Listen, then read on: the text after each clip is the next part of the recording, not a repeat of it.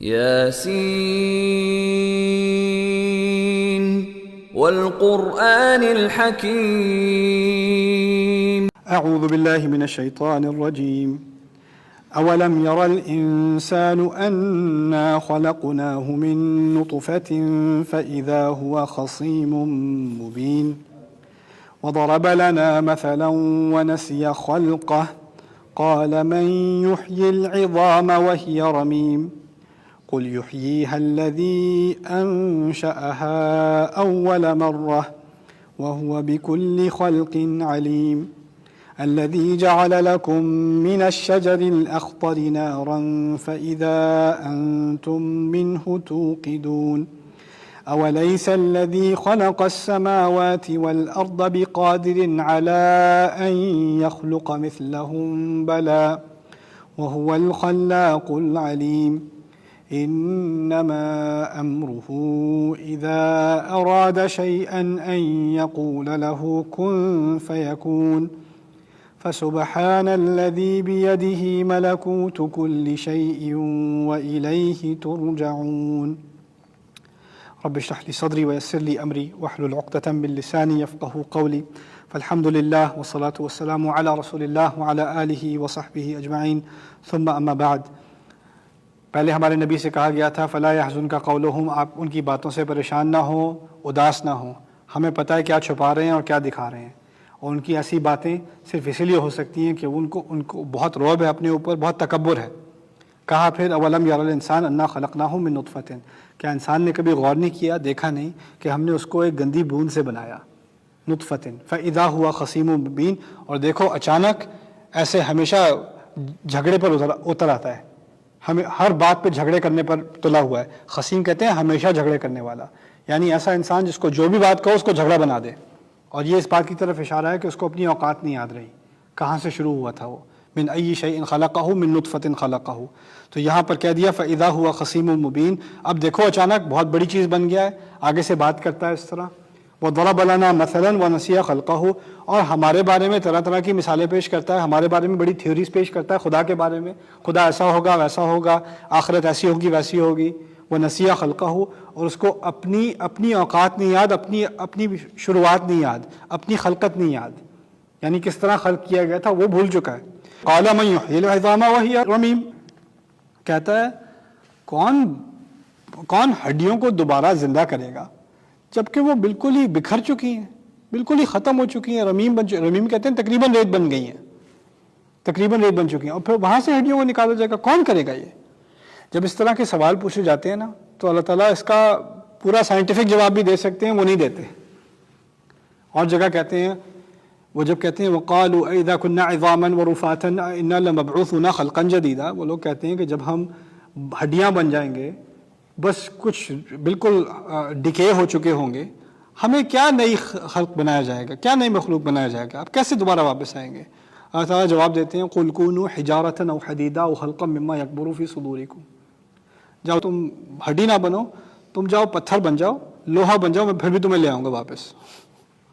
اور جو تمہارے دماغ میں کوئی اور ایسی چیز آتی ہے نا اس کو موڑا نہیں جا سکتا، توڑ نہیں جا سکتا، تو وہ بن جاؤ، میں پھر بھی تمہیں لے آؤں گا واپس. تو یہاں پر جو کہا ہے من یحیی العظام وہی رمیم، صاف صاف جواب کہہ دو قل یحییھا الذی انشأھا اول مرہ، جس نے پہلی دفعہ ہڈیاں اٹھائی تھی وہی پہلی دفعہ وہی دوبارہ اٹھائے گا. یہ بھی اللہ تعالیٰ نے پہلے کہا ہوا ہے نا کہ پہلی دفعہ آپ کوئی چیز بناتے ہیں، پہلی دفعہ کسی نے کوئی گاڑی بنائی، پہلی دفعہ کسی نے گھر بنایا، پہلی دفعہ بہت مشکل ہے. آپ دوسری دفعہ بنائیں گے کہیں زیادہ آسان ہے. کوئی ڈیولپر کوئی پروگرام ہے، کوئی ایپ بنا رہا ہے، پہلی دفعہ ایپ کی کوڈنگ کرے گا بہت مشکل ہے، دوسری دفعہ کرے گا، پہلی دفعہ کا فریم ورک اس کے پاس پہلے ہی ہے نا، اس کی بنیاد پر بنائے گا دوبارہ، بہت آسان ہے. اس سے کہیں زیادہ، اور جب بناتا رہے گا اور آسان ہوتا جائے گا. اللہ تعالیٰ کہہ رہے ہیں تمہیں پہلی خلق کا تو انکار نہیں ہے، پہلی تمہارے دماغ میں پہلی دفعہ جب بنایا تھا وہ اور مشکل ہونا چاہیے، تو دوبارہ بنانے والی بات ہو رہی ہے، تو اور آسان ہے. وَهُوَ عَلَيَّ هَيِّنٌ، یہ تو میرے لیے بہت آسان ہے. تو یہ وہی رمیم کہہ دیا، جس نے پہلے بنایا تھا وہی دوبارہ بنائے گا. وَهُوَ بِكُلِّ خَلْقٍ عَلِيمٌ، اور وہ تمام طرح کی خلق کا پوری طرح علم رکھنے والا ہے، یعنی کس طرح بنانا ہے، کیسے بنانا ہے، کیا نئی خلق بنانی ہے. کیونکہ ہمیں قرآن میں اس طرف اشارہ کر دیا گیا ہے کہ ہمیں جب دوبارہ بنایا جائے گا تو ہم ایک نئی مخلوق ہوں گے. ابھی جس طرح بنایا ہے وہ اور چیز ہے, وہ جب دوبارہ بنایا جائے گا تو وہ ایک اور چیز ہے, ایک نئے سرے سے ہمیں بنایا جائے گا. جہنمیوں کو بھی ایسے بنایا جائے گا کہ ایک کبھی بھی ان کی کھال جھلس جائے تو بدلنا جلودن غیرہ, نئی کھال آ جائے گی. اس دنیا میں نئی کھال تھوڑی آتی ہے ایک دفعہ پوری طرح جل جائے تو, وہ تو ختم ہو گیا انسان. لیکن وہاں کھال کو دوبارہ لے آیا جائے گا.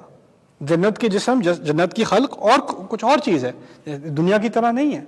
وَهُوَ بِكُلِّ خَلْقٍ عَلِيمٌ, اس کو تو ہر طرح کی خلق بنانا آتا ہے.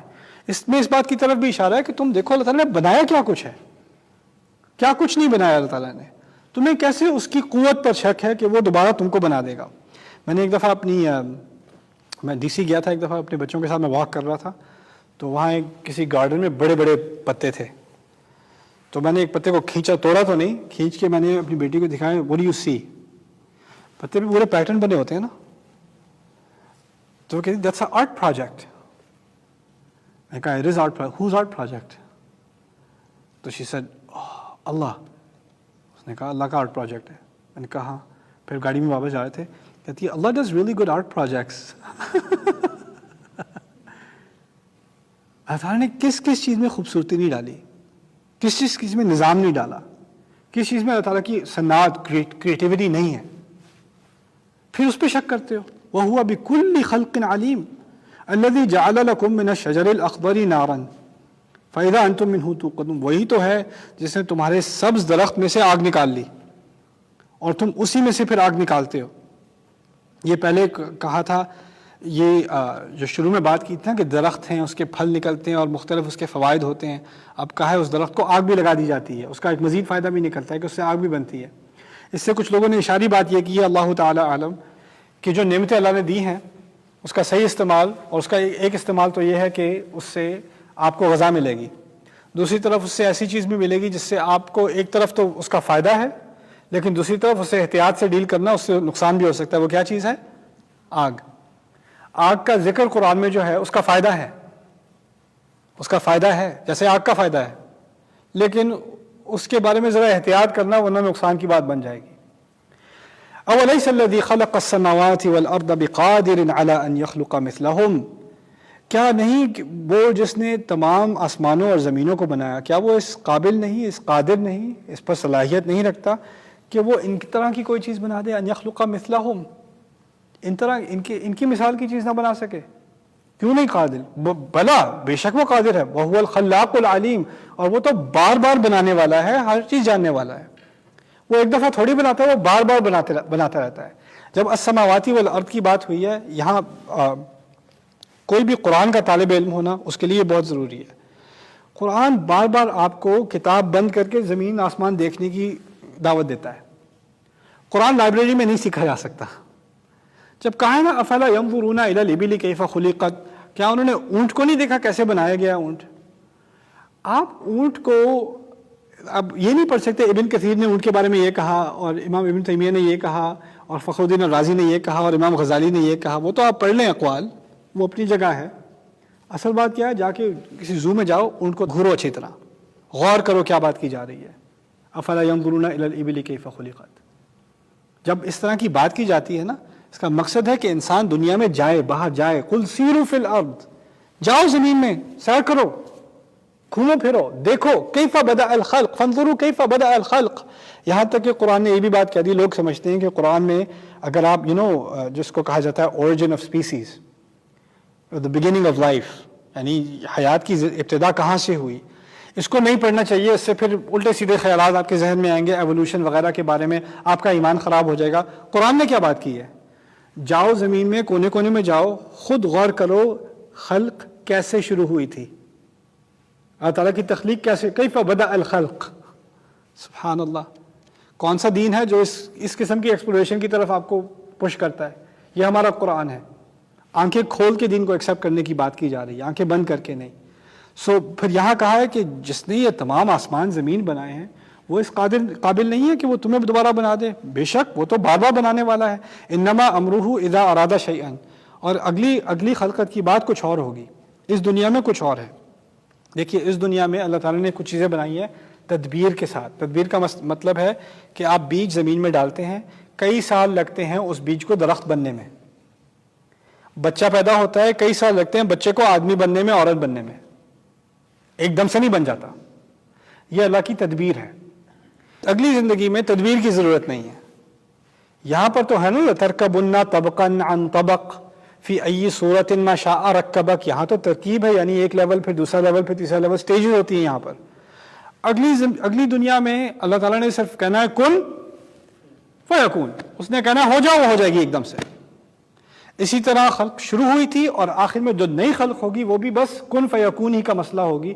اس میں دوبارہ آہستہ آہستہ اٹھ کر نہیں دوبارہ آپ نے بننا, فوراً بن جانا ہے, فوراً جہنم, فوراً نار اور فوراً جنت. انما امرہ اذا اراد شیئا, اس کا تو فیصلہ جب بھی ہو, اگر اس کا فیصلہ ایسا ہوتا ہے کہ جب بھی وہ کسی چیز کی نیت کرے, ان یقول لہ, کہ وہ کہہ دے کن ہو جا, فیکون, وہ ہو جاتی ہے, وہ ہو جاتی ہے, کن فیکون.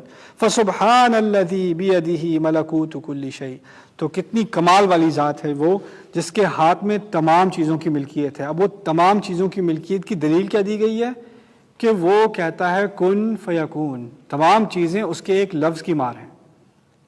تو اس سے زیادہ ملکیت کس کی ہوگی؟ کون سا بادشاہ ہوگا جو ایک لفظ کہے اور چیزیں بدل جاتی ہیں؟ کون سا سی ای او ہوگا, کون سا پریزیڈنٹ ہوگا, کون سا مینیجر ہوگا, کون سی اتھارٹی ہوگی جو ایک لفظ کے کہنے سے حقیقت بدل دے؟ نہیں بدلتی. آپ جتنا بھی کہہ لیں, آپ جتنا بھی دھوس جما لیں, جس نے نہیں بدلنا وہ نہیں بدلنا. اللہ تعالیٰ نے اپنی ملکیت ظاہر کی ہے. میری ملکیت سے کون مقابلہ کرے گا؟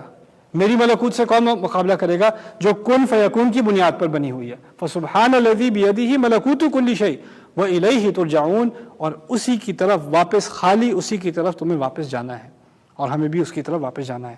اس سے اب سورت کے ترجمے کا تو درس مکمل ہوا, اب اس کی ترتیب پہ کچھ بات کریں گے. بارک اللہ لی ولکم فی القرآن الحکیم ونفعنی وإیاکم بالآیات والذکر الحکیم.